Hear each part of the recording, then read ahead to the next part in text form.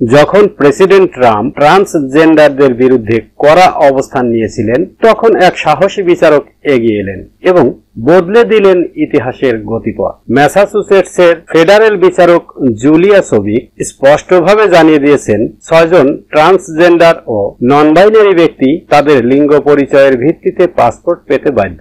বিচারক বলেন, এই নীতি স্বেচ্ছাচারী এবং কৌতুকপূর্ণ।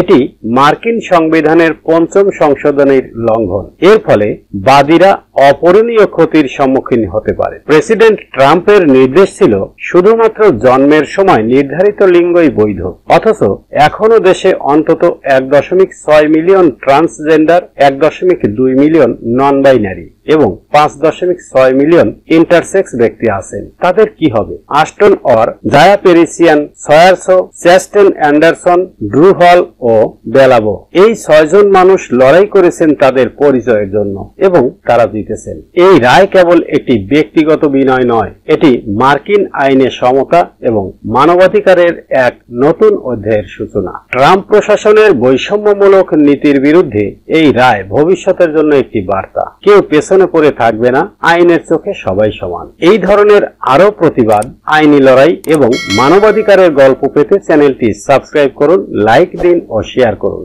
আপনার মতামত জানান কমেন্টে।